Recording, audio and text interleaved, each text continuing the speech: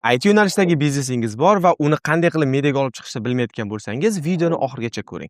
Mijozimiz raqamizatsiya podkasti bilan 1 yil davomida SAP programmasini sotish orqali $100,000 ga yaqin sotuvlarni qildik. Buni qanday qilganimizni video davomida ko'rib borasiz va bundan tashqari siz loyihaning muhim bosqichlarini, strategiya qanday bo'lganligini, uni sotuv varonkasi va ishlatilgan instrumentlarimiz va undan tashqari loyihada olgan xulosalarimizni video davomida razbor qilib beraman. Razbor qilishga o'tishdan avval o'zim haqimda tanishtirib o'tsam. Udib YouTube agentligi asoschisiman. 6 yillik tajribaga ega YouTube bo'yicha mutaxassis hamda prodyuserman. Faoliyatim davomida 50 dan ortiq loyihalar bilan ishlab kelganman va shu loyihalarda jami 100 milliondan ortiq ko'rishlar sonini yig'ishga yordam berib kelganman.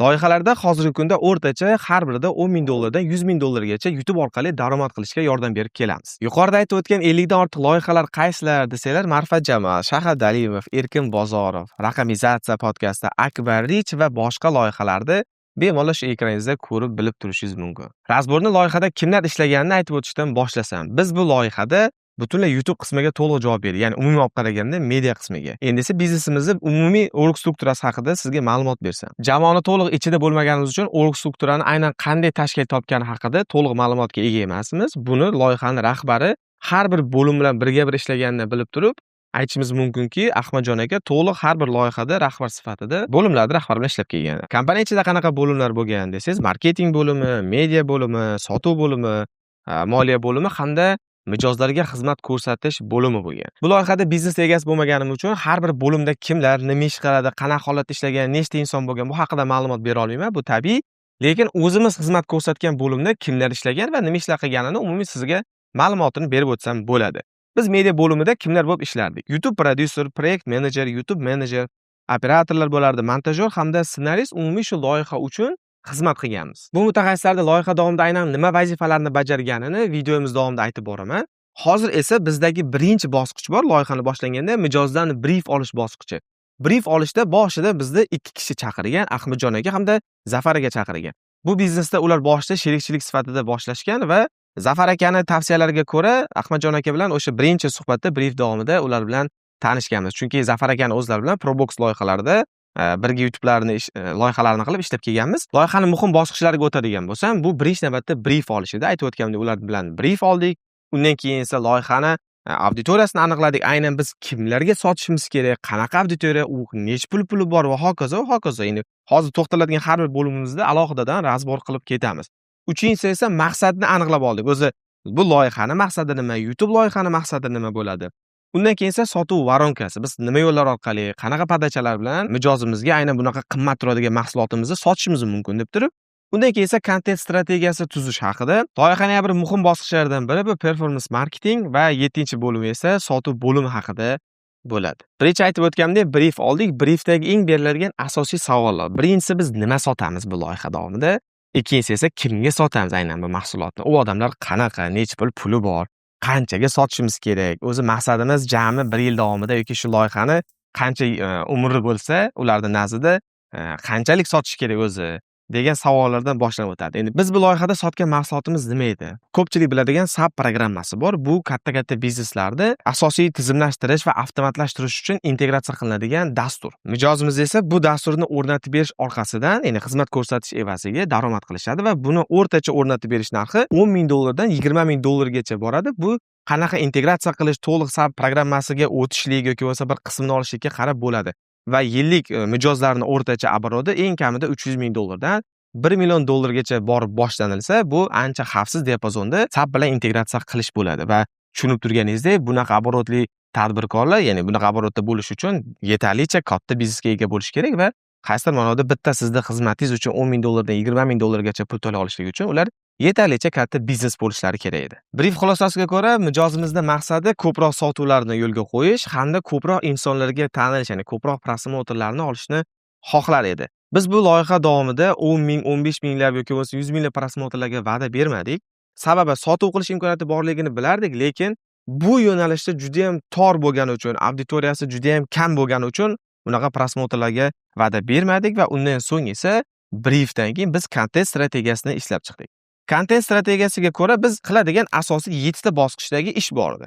Birinchisi bu maqsadga ko'ra nechta podkast olishimizni belgilab olishimiz kerak. Ya'ni qancha vaqt davomida nechta podkastni olamiz? Bizning rejamiz bo'yicha 10 ta 15 ta podkast olish edi.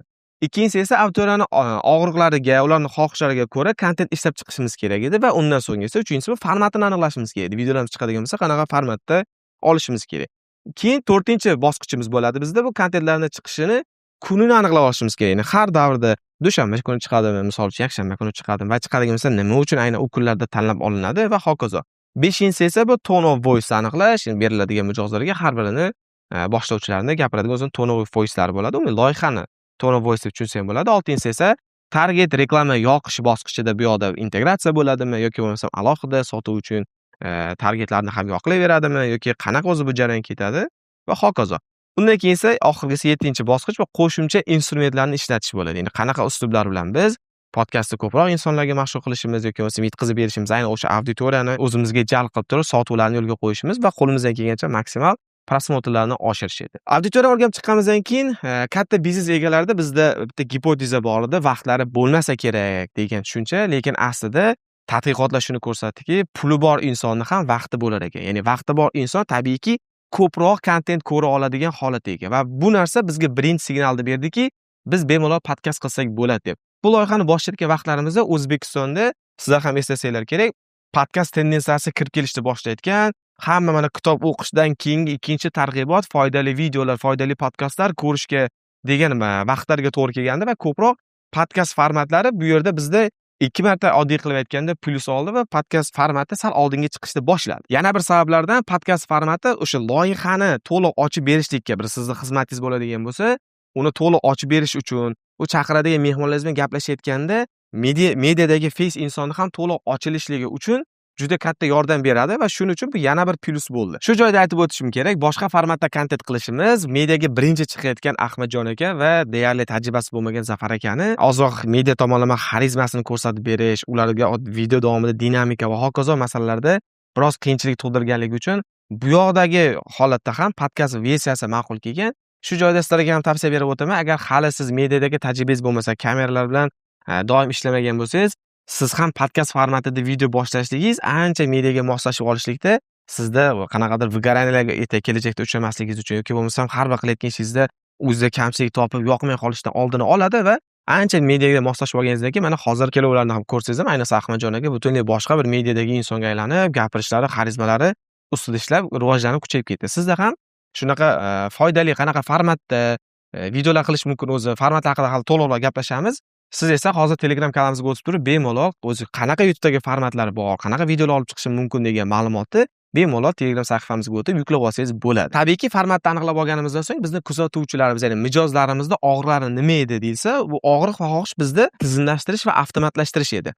Tizimlashtirish va avtomatlashtirishda muammosi bor bo'lgan insonlarda aytganimizdek, kimlar ko'proq qiziq bo'ladi? Albatta yangi yoki bo'lmasam kichik bir tadbirkorlarni olib chiqib podkastda suhbat qilganimizdan ko'ra, puli bor, shu sohalardan o'tgan, shu SAP programmasini o'rnatib yoki bo'lmasam avtomatlashtirish, tizimlashtirish bo'yicha yetarlicha tajribasi bor bo'lgan insonlarni tajribasi bilan ulashlik uchun va auditoriyaga shuni berishlik uchun tabiiyki mashhurroq insonlar bilan, ya'ni media nuqtai nazaridan mashhurroq va biznes nuqtai nazaridan mashhurroq bo'lib, yirik tadbirkorlar bilan suhbat qilish bizga ko'proq plus olib kelardi. Buni esa hali raqamlardagi isbotini videomiz davomida batafsil hali sizga yana tahlil qilib beraman. Demak, formatni aniqlab olganimizdan so'ng endigi masala shu podkastimizning ichida nima mavzularni qanaqa uslubda beramiz degan. Ya'ni bizni kuzatuvchilarimiz, ya'ni mijozlarimizning asosiy og'rig'i bizga talabgor bo'lishi mumkin bo'lgan bu tizimlashtirish hamda avtomatlashtirish bo'lgandan so'ng biz ham tabiiyki tizimlashtirish va avtomatlashtirish mavzusini olib chiqishimiz kerak bo'ladi va uni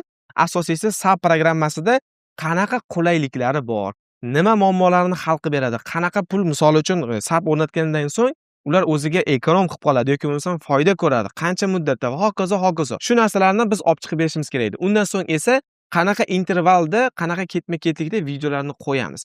Tabiiyki, bu ham birinchi navbatda moliya masalasiga borib taqalib qoladi. Ya'ni bir oyda nechta kontent qila olamiz moliyaviy tomondan va plus loyihaga chiqadigan shu biznes egalarini biznes qilishdan tashqari bu loyihada face bo'lib qatnashishlari uchun ham qancha vaqtlari bor. Va bundan xulosasiga kelib chiqib biz o'rtacha bir oyda 2 ta videoni davomli qilib borishlikka 1 yil davomida degan rejani oldimizga maqsad qilib qo'ygan edik. Shu yerda kichik sizlarga nyuans ham aytib o'taman. Podkastni boshlayotganda yuqorida aytdim, mashhur insonlar bilan qilishimiz kerak dedim. Lekin har doim ham birinchi mehmoningizni mashhur insonlar bilan boshlamang.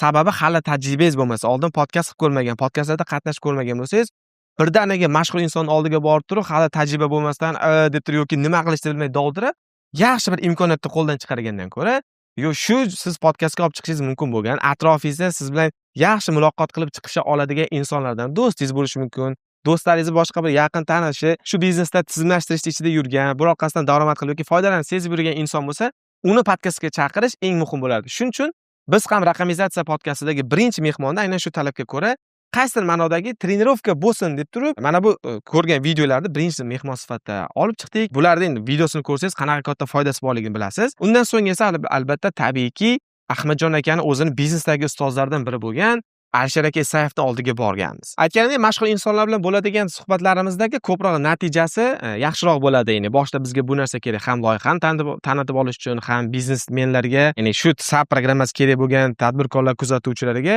qaysi ma'noda rol model sifatida u insonlarni olib keladigan bo'lsak ham, bu ko'proq ularga namunaviy bo'lib, ozgina sotib olishlikka boost beradi va ishonch uyg'otardi tabiiy. Va plus sizni loyihangizga kelib turib, yuqoridagi ustozlar darajasida bo'lgan katta biznes egalari kelib sizni xizmatingizni maqtab ketsa yoki bo'lmasa haqiqatan ham chiqib bersa, bu kuzatuvchida sizni tanimagan bo'lsa ham ko'proq ishonch uyg'onadi. Misol uchun deylik, Alisher aka Isayev chiqyaptilarda, Ahmadjon, men sizni programmangiz orqali mana bunaqa degan to'g'ri tavsiyalar bersa, men Ahmadjon akani tanimagan holatdagi oladigan emotsiyam, Alisher aka aytayapti-ku, demak ishonchli odam yoki bo'lmasa to'g'ri tavsiya beryapti-ku degan mana shu ishonch hissi tabiiy uyg'onadi. Yana bir mashhur insonlarni olib chiqish sizga qanaqa plyusga ishlashligini ko'rishimiz mumkin va tabiiyki prosmotrlarga qaraydigan bo'lsangiz ham, bu yerda Alisher aka Isayev bilan bo'lgan prosmotrimiz bugungi kungacha 19 mingtadan ortiq ko'rilgan.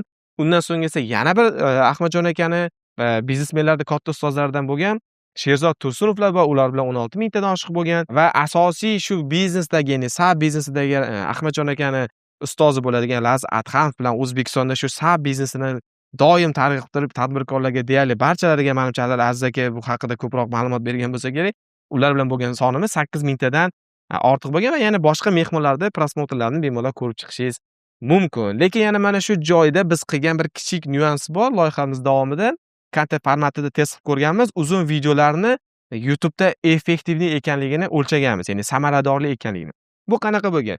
Boshida biz loyihaga to'liq podkastni qo'yganmiz va ko'proq insonlar ko'rsin degan shu bizni miyamizda turadigan zadacha, ya'ni topshiriq, videolarimiz davomida bizni shu katta videoni ichidan kesib olinadigan o'rtacha videolar, kichik videolar deyiladi YouTube'da. Bu 5 daqiqadan 10 daqiqagacha bo'lishi mumkin bo'lgan, ya'ni short video emas, YouTube formatdagi videolarni qo'yib turib, YouTube kanalida ko'proq insonlarga yetkazib berishga harakat qilganmiz. Lekin afsuski YouTube'dagi algoritmlar va YouTube kanalga moslasha olmaganligi uchun, ya'ni oddiy qilib aytganda YouTube loyihani bu uslub yemagani uchun algoritmik ko'rsatkichlarni buzib tashladi va tabiiy biz bu yuklagan videolarimizni o'chirib tashlashga, ya'ni yopib qo'yganmiz, ko'rinmaydigan qilib. Chunki bu haqida endi batafsil videomni ko'rmoqchi bo'lsangiz, o'zimning shaxsiy kanalimda ayni YouTube'da algoritmi, biz qilgan katta kanallardagi tadqiqotda, ya'ni bitta uzun videoni natijasini ko'rsatish haqida video qilganman. Ko'rib olsangiz bo'ladi bu haqida batafsil. Demoqchi bo'lgan xulosam, uzun videolarni biz ko'rgani bizga ko'proq foyda edi. Mayli, loyihamizda ko'proq prosmotr bo'lmasin, kamroq prosmotr bo'lsa ham, bizni ko'rayotgan insonlar kam videodan 5 daqiqa, 10 daqiqa emas, o'tirib oxirigacha 1 soat, 1,5 soatlab ko'rib bizga ko'proq ishonchi ochiladi. Bunaqa holatlar tabiiyki hamma insonda bo'ladi. Davom etamiz. Bizga kichkina videolarni ko'proq ko'rilgandan ko'ra, uzun videolarimizni, ya'ni uzoqroq vaqtda kamroq odam ko'rsa ham, bizga shu qulay degan gapimni yana bir isboti bor. Buni ko'proq marketologlar tushunadi. Brend qo'yayotgan vaqtda insonlar siz bilan qancha ko'p birga bo'lsa, ya'ni brendingizni ko'proq ko'rib boradigan bo'lsa, sizga nisbatan ishonch paydo bo'ladi va brend qurilishni boshlaydi. Va siz bilan birga mijozlar qancha ko'p bo'lsa, siz haqingizda ko'proq bilsa, ko'proq ko'rsa, shunchalik ko'proq, ya'ni brend qurilishda asosiy poydevonlardan biri albatta shu. Bizda ham YouTube aynan sizdagi kelajakda brend qurmoqchi bo'lsangiz ham ishlashligini asosiy mana isbotlaridan biri siz bilan ko'proq vaqt o'tkazadi. Buni yana bir misol bilan tushuntirib beraman. Deylik, siz bir inson bilan birinchi marta suhbatda bo'lyapsiz, oradagi baribir subordinatsiya bo'ladi, ozgina hayo pardalari bo'ladi-da, u bilan ko'proq muloqotda bo'la olmasligingiz mumkin. Ya'ni tortinibroq, yopiribroq gaplashasiz. Birinchi bo'ladigan suhbatingiz 1 soat bo'ldi. U bilan yana 1 soatlik uchrashuvlardan 3-4 marta o'tkazdingiz. Endi tasavvur qiling, orada 5-chi yoki 6-chi uchrashuvingizda siz u inson bilan qanaqa ochiqroq gaplashasiz. Deyarli do'st bo'lib ketasiz. Juda ko'p narsalar bemalol gaplashgan, bir-birlar ko'rganda bemalol quchoqlashib ko'risha oladigan darajada yaqin bo'lib ketasiz. Xuddi shunaqa, ya'ni buni sababi nima?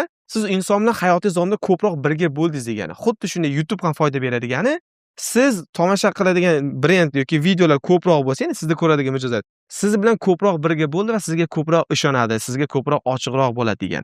Mana shu yerda ham YouTube'da mana foydalar haqida yana bir kichik sizlarga insightcha. Shu bilan birgalikda qiladigan keyingi ishimiz bu target masalasi edi. Target bo'yicha ham bir nechta rejalar bordi. Shu rejalardan biri bu YouTube'dagi podkastlarimizga target yoqtirib, auditoriyani olib kirish edi. Boshida buni ham test qilib ko'rdik, lekin rezultat endi biz kutgan darajada bo'lmadi emas, bo'ldi qaysidir, lekin bizni qo'ygan rejalar bilan bo'lmagani uchun buni to'xtatdik-da.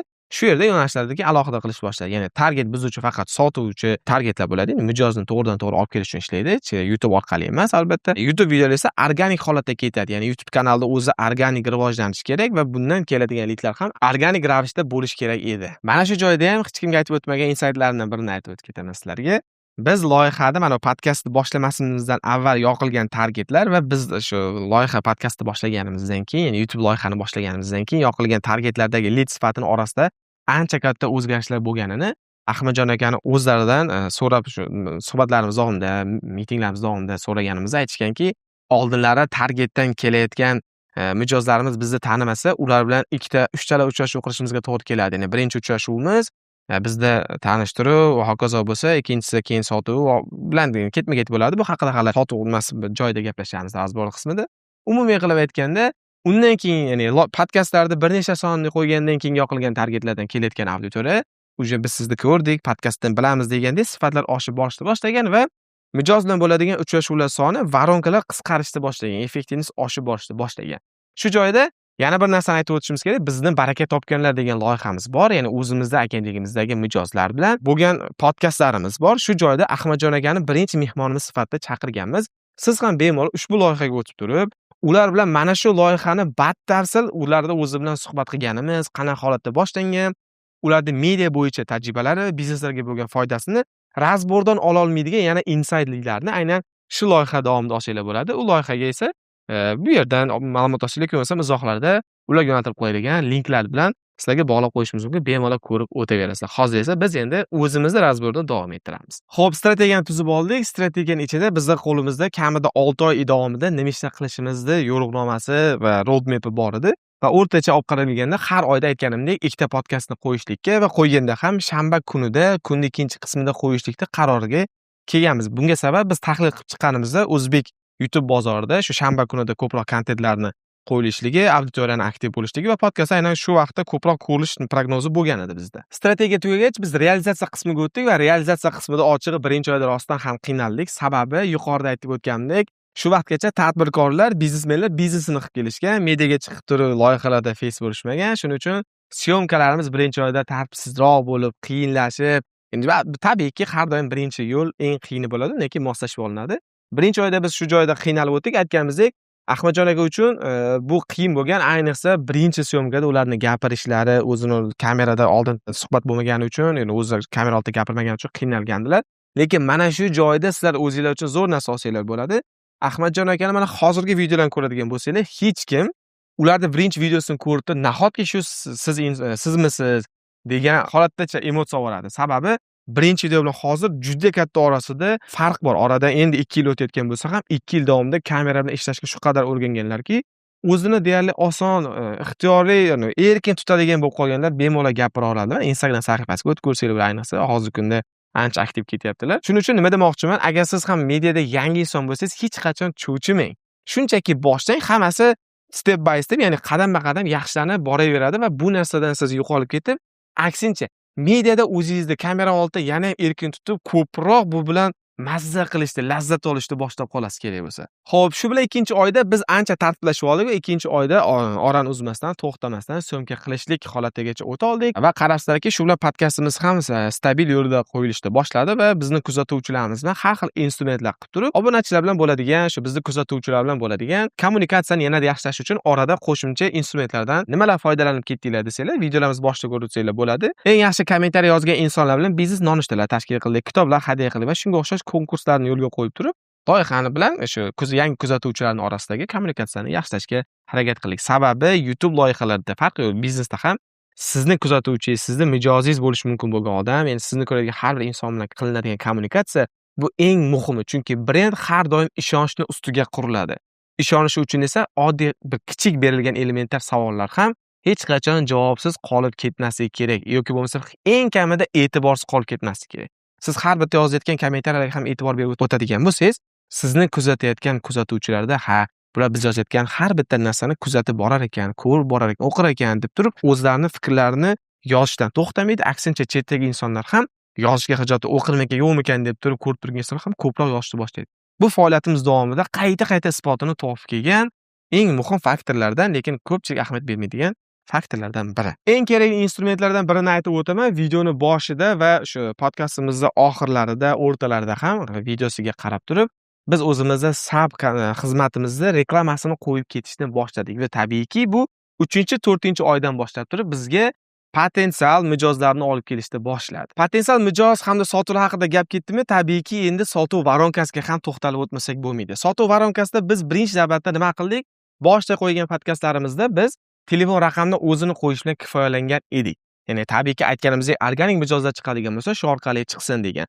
Undan so'ng esa reklamalar qo'yishni boshlagan vaqtimizdan avval biz CRM linklarni qo'yishni boshladik. Ya'ni lidlarni o'lchab borish uchun YouTubedan organik qaysi videodan qanaqa mijoz kelyapti, qancha odam ro'yxatdan o'tyapti, qaysi videodan keyin qiziqishyapti va hokazo shunaqa analitika yuritish uchun. Faqat afsuski bizga bu endi biznesda ichki ma'lumoti bo'lganligi uchun, bu narsa endi mani ixtiyorimda bo'lmagani uchun sizlarga buni raqamlarni ochiq-oshkor ayta olmayman, lekin bu narsa orqasidan yaxshigina sotuvlar bo'lganini aytib o'tishim kerak. Chunki bizni prognozlarimiz bo'yicha taxminan 4-oy yoki bo'lmasam 6-oydan boshlab turib birinchi mijozga sotilishi kerak edi bu loyihada. Lekin 3-oydan keyin Ahmadjon aka bilan telefon orqali bo'lgan suhbatimizda yoki bo'lmasa mitingda edi adashmasam, cho'ta qaysi ma'noda mijozimiz yo'q-ku, qachon keladi degan sekin tabiiy mijozdan beriladigan savollar boshlangan edi. Men o'sha vaqtda endi loyiha hozir yuryapti, sal stabillikka tushdik, xudo xolasa mijoz keladi.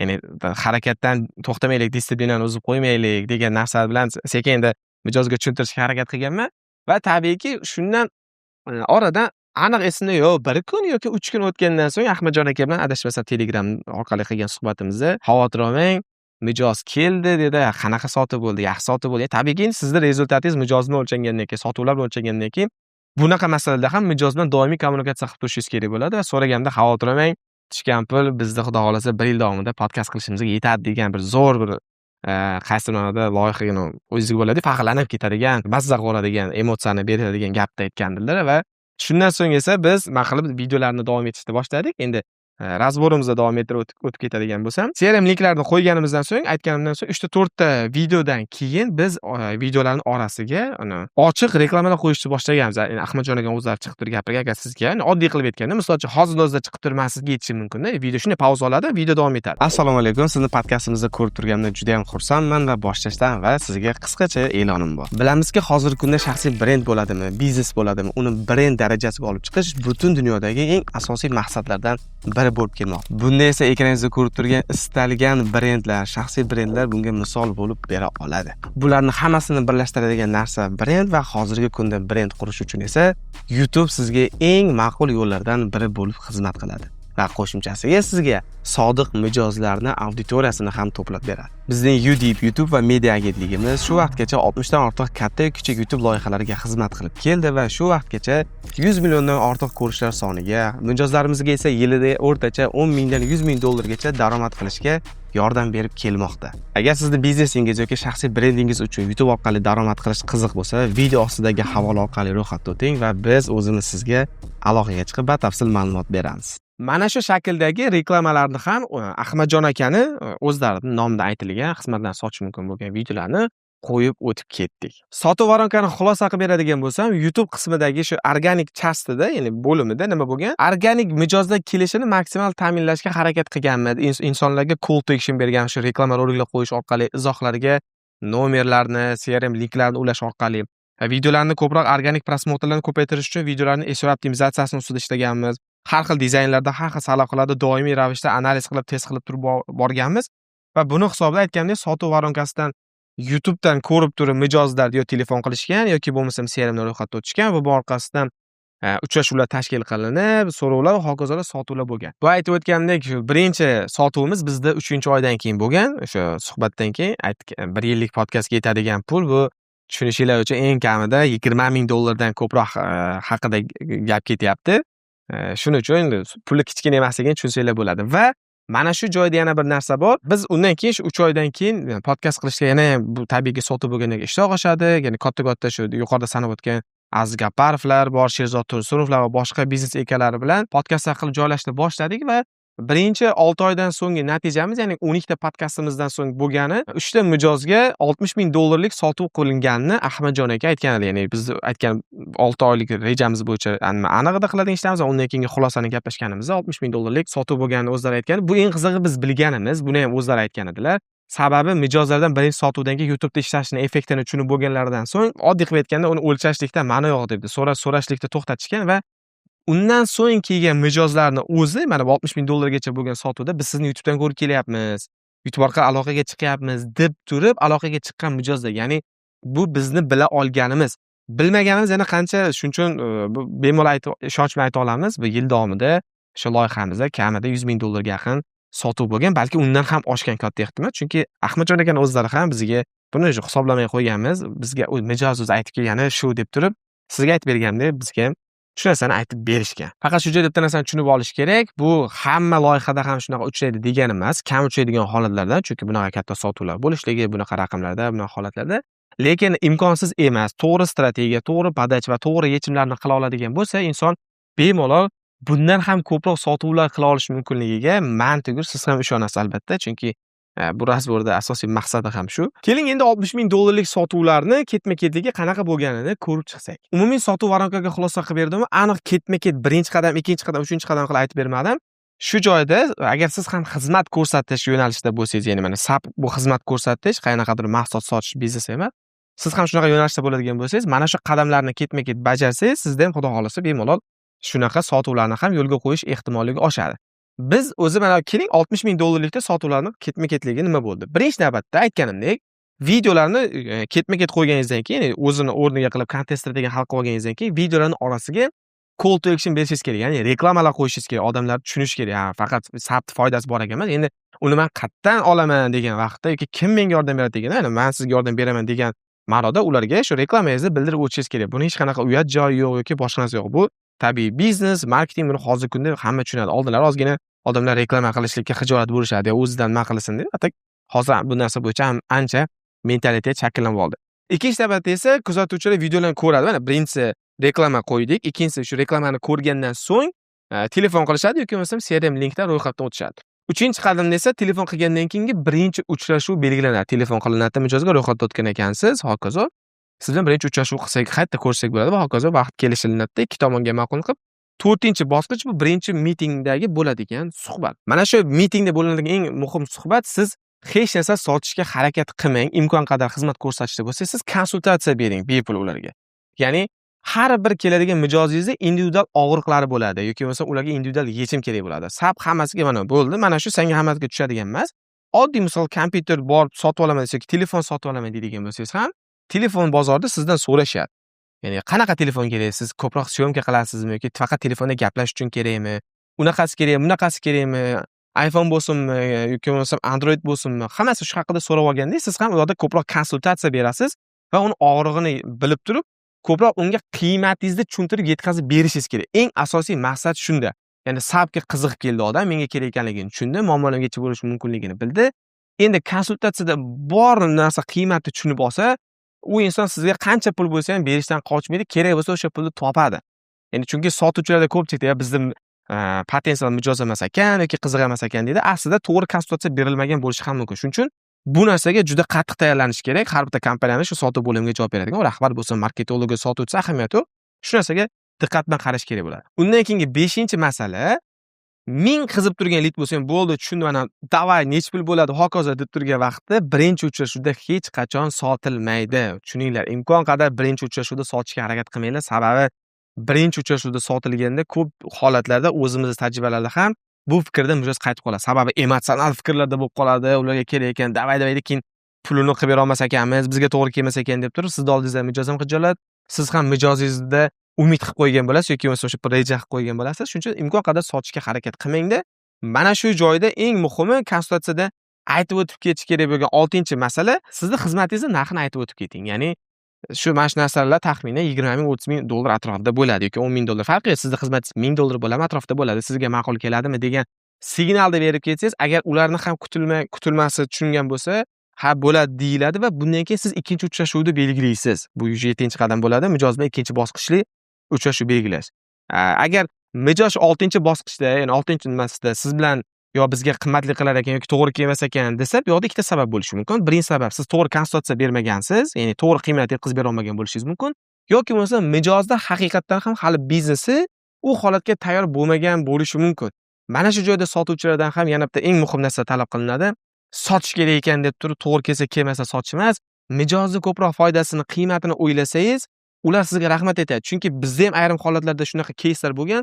Mijozimiz bo'ldi, biz YouTube kanalini yuritib bergin, mana shuni qilib bergin, mana pul deb turib, haqiqatan potensiali, ya'ni pulni bemalol bera oladigan holatdagi mijoz bo'lsa ham, biz aytganmiz, ikkinchi uchrashuvda xulosa KP tayyorlab kelamiz, ya'ni kommersiy предложение, tijoriy taklif tayyorlab kelamiz. O'sha yerda batafsil suhbat qilamiz deyilgan. Ikkinchi suhbatda ular deyarli hamma shartnomaga tayyor bo'lib kelgan vaqtida biz aytganmiz, "Okajon, uzr, sizlar bilan ishlay olmas ekanmiz, chunki sizga YouTube kerak emas ekan" dedik. Bizni qilgan tadqiqotlarimiz, tushunganimiz, biz hozir sizdan pulingizni olaveramiz.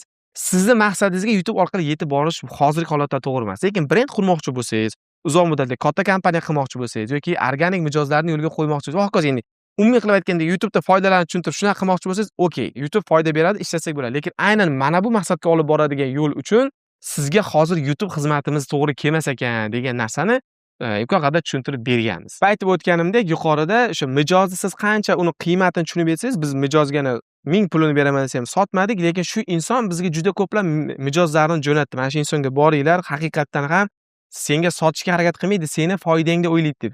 Chunki xizmat ko'rsatishdagi eng muhim narsa, mana shu sotuv qismi bo'lgandan keyin sotuvdagi eng muhim narsa mijozingizni foydasini siz o'ylashingiz kerak. O'zingizni foydangizni o'ylab turib sotish emas. Chunki mijozga foyda bersangiz, sizni mijoz hech qachon qo'yib yubormaydi va siz xohlagancha pul topa olasiz u bilan. Shuning uchun mijozni xohishlari bilan ishlashlik eng muhimi turadi. Bu bo'limda ozgina cho'zib yubordim. Menimcha yetarlicha xulosalar oldinglar. Aytganda 7-bosqich bor. 7-bosqichda bu ikkinchi mitingda belgilanadi. Ikkinchi uchrashuv bo'ladi. Xoh onlayn, xoh offlayn. Ko'proq endi qimmat chekli loyihalarda mana shu yerda farqlab olish kerak. Offlayn muhim rol o'ynaydi va xizmat ko'rsatish yo'nalishini imkon qadar offlayn uchrashgan ma'qul ikkinchisi. Birinchisi onlayn qilish mumkin, hokazo. Vaziyatdan, zamon taqozosi, rivojlangan nimada yashayapmiz, vaqt eng qimmatli resurs deyapmiz. Shuning uchun birinchisi balki onlayn qilish mumkin, lekin ikkinchisi qat'iyan men tavsiya qilaman. O'zimda doim uspешный bo'lib kelgan mijozlarim bilan bo'lgan shartnomalarda doim offlayn встречаlar, uchrashuvlar bo'lgan, ikkinchisi offlayn встреча qilasiz. Bu yerda siz ularga nima qilib berishingiz mumkinligini va nimani hisobiga qanaqa natija bo'ladi va mana shu natijaga olib boriladigan qilinadigan ishlarning xizmat narxi qancha bo'ladi va bu to'lov shakllari qanaqa bo'ladi? Predoplata, post-oplata, ya'ni boshidan to'lov, o'rtasida avans shaklida yoki bo'lmasam necha oylik shartnoma bo'ladi, pulni qanaqa o'tkazib beradi? Hamma masalasini deyarli mana shu suhbatda hal qilib olasiz.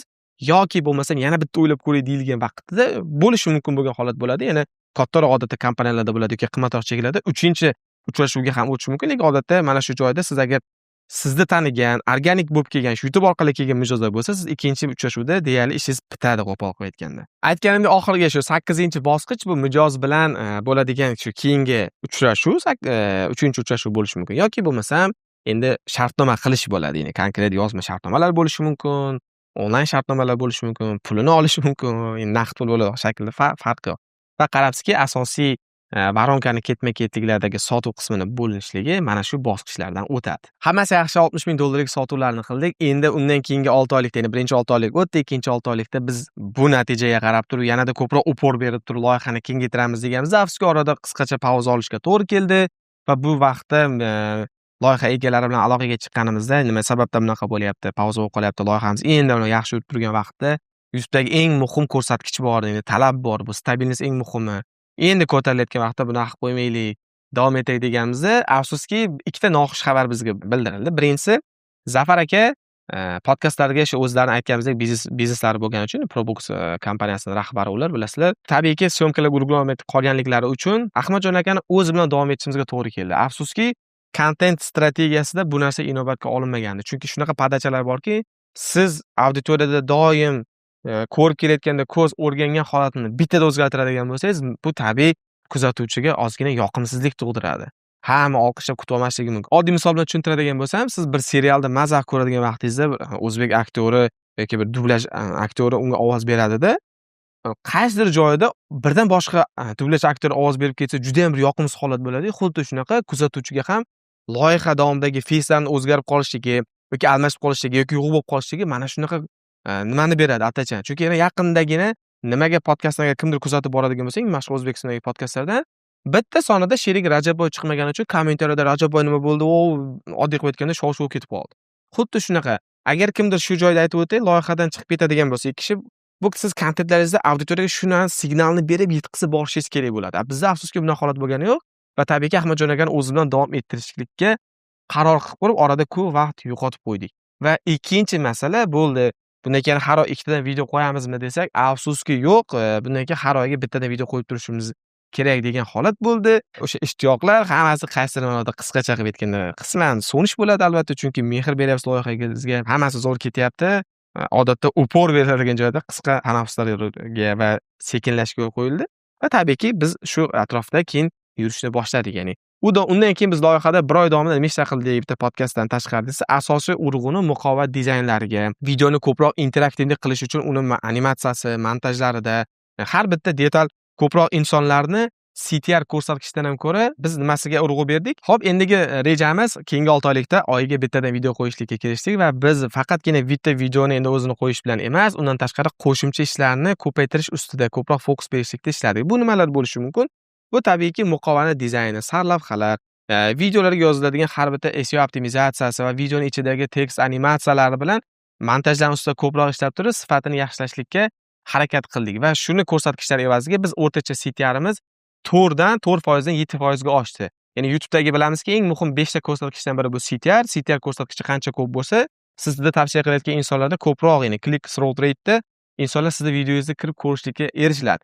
Lekin undan ham muhim bo'lgan ikkinchi ko'rsatkich bor, bu retention, ya'ni CTR dan ham muhimrog'i. Shuning uchun biz ko'proq shu retentionga fokus berib, videoni kirib ko'rgan insonlarni daqiqasini uzaytirishga harakat qildik. Retentionning qisqacha izohini berib o'taman shu joyda. Sizning videolaringizni kirib, misol uchun 1 soatlik videongizni o'rtacha insonlar necha daqiqasini to'xtamasdan ko'ryapti degan ko'rsatkich. Shu ko'rsatkich ustida ko'proq ishlashlikka harakat qildik. Watchtime metrikasini qanchaga oshirdik desanglar, o'rtacha 10 daqiqa ko'riladigan videolarimizni, podkastlarimizni o'rtacha 18 daqiqa 40 soniyaga olib chiqdik. Bu podkastlar uchun O'zbekiston ko'rsatkichida juda ham zo'r holat. Bundan keyin esa yil oxirigacha aytganimdek taxminan 100 ming dollarga yaqin sotuvlari bilan bu loyihani 1 yillik hisobotini topshirdik. Loyihada olgan xulosalarim bor. Shularning asosiy 4 tasi bilan sizlar bilan bo'lishmoqchiman. Birinchisi, YouTube kanalda watch time'lar doim bir xil bo'lishi kerak. Sababi short kanallar alohida, long kanallar alohida bo'lishi kerak. Shu watch time va shunga o'xshagan metrikalarda nima ekanligini tushunmayotgan bo'lsangiz, batafsilroq bilib olish uchun keyingi videolarimizda hali aytamiz. Ungacha esa Telegram kanalimizga o'tib olib turib, bemalol shu ko'rsatkichlar nimaligi va nima uchun muhimligi haqidagi maqolalarimiz bilan bemalol tanishib chiqsangiz bo'ladi. Ikkinchisi esa kurslar soni kam bo'lsa ham 100 ming dollarlik sotuvlarni bemalol qilsa bo'ladi. Uchinchi asosiysi faqat to'g'ri yo'nalishda. Uchinchi asosiy olgan insightlarim va xulosalarim bu YouTube'da yaqin muddatli sotuvlardan ko'ra uzoq muddatli sotuvlar yaxshi ishlaydi va bu o'zini isbotini topib kelgan doim va uzoq muddatda bemalol YouTube'da o'zini tikilgan pulini oqlash tugul daromadni karrasiga qilsa bo'ladi. Sababi YouTube'da shunaqa zo'r algoritm bor, boshqa platformalarda yo'q bo'lgan. Siz bir videoni bir marta yuklaysiz va qayta bemalol daromad qilsangiz bo'ladi. Ya'ni video chunki doim yangi prosmotrlar yig'ishni boshlaydi. Oddiy marketing tilida aytadigan bo'lsangiz, bitta video uchun siz bir marta xarajat qilasiz, lekin bu tur umr klient kelib turadi, ya'ni mijoz kelib turadi. Shuning uchun YouTube'da ertaroq boshlash kerak, janoblar. To'rtinchi asosiy insight esa qimmat chekka sotmoqchimisiz? Sizga short videolar, ya'ni qisqa videolar emas, albatta uzoq muddatli videolar, ya'ni YouTube videolari sizga yordam beradi. Shuning uchun nima sotyapsiz, qanaqa sotyapsiz? Nafaqat qimmat chekka, siz bilan LTV'si, ya'ni bitta mijozni uzoq muddat birga ishlashligi ham muhim bo'lsa, yoki bo'lmasam sizning xizmatingizdagi brend nuqtai nazaridan yoki chekingizni oshirish nuqtai nazaridan bo'lsa, marhamat YouTube'ga o'ting, YouTube sizga yordam beradi. Agar sizga ham sodiq mijozlar kerak bo'lsa, o'zini ishini professionallar bilan ishlamoqchi bo'lsangiz, marhamat pastda videoning ostida link qoldirganmiz, link orqali ro'yxatga o'ting va biz sizga aloqaga chiqib turib YouTube orqali qo'limizdan kelgancha yordam beramiz. Loyihani 1 yildan keyingi holatiga o'tadigan bo'lsak, ya'ni 2025-yilning 1-6 oyligida ham ular bilan birga ishladik. Bu ishlagan davomimizda nafaqat endi mijozlarimiz bilan birgalikda mijoz orqali daromad topish, balki podkastga chiqadigan mehmonlardan ham ya'ni loyihani boshqacha tomondan monetizatsiya qilib pul topishlikni, daromad topishlikni yo'lga qo'ydik. Lekin afsuski loyihamizda undan keyingi faoliyatida loyihaning rahbari o'zini orasida shaxsiy xavotirlari sabab va chet eldagi safarlari, ish masalalari sabab orada pauza olishlar bo'ldi 2025-yil ikkinchi qismdan keyin. Va asosiy urg'uni ko'proq sotuvlardan, mediadagi mijozlardan ko'ra ko'proq shaxsiy brendlarini rivojlantirish ustida hozir ishlayaptilar. Buni bemalol Instagram sahifada ham ko'rsanglar bo'ladi. Xudo xolasa buni etabidan o'tib olib turib bir ma'lum bir o'zlarini planlariga yetib olgandan so'ng yana YouTube'da ular bilan kattaroq loyihalar boshlashlikni reja qilib qo'yganmiz. Sizlar bilan bo'lishmoqchi bo'lgan ma'lumotim shulardan iborat edi. Keyingi videolarda nima deysizlar? Mana shunaqa razbor formatlarni ko'paytirib, sizlarga imkon qadar yanada detallashtirib ma'lumotlar berib boraylikmi? Qiziq bo'lsa izohida yozib qoldiring. Bu razbor esa bizda bir mijozlarimizdan birini razbor edi. Xolos, bunaqa hali mijozlarimiz ko'p, razborlar ko'p. Agar sizga ham mana shunday mijozlar keladigan oqimini yaratib beradigan YouTube loyihalari kerak bo'lsa, o'zini ishini professional jamoasi kerak bo'lsa, aytib o'tgandek, marhamat bizga bemalol murojaat qilishinglar mumkin. Qo'limizdan kelgancha sizlarga xudo xolasa yordam beramiz. Keyingi videolarda ko'rishguncha salomat bo'ling. Aytgancha Telegram kanalimizga ulanib qo'yishdik va eng muhim ma'lumotlarni bilib borishlikni esdan chiqarmang. Paka-paka.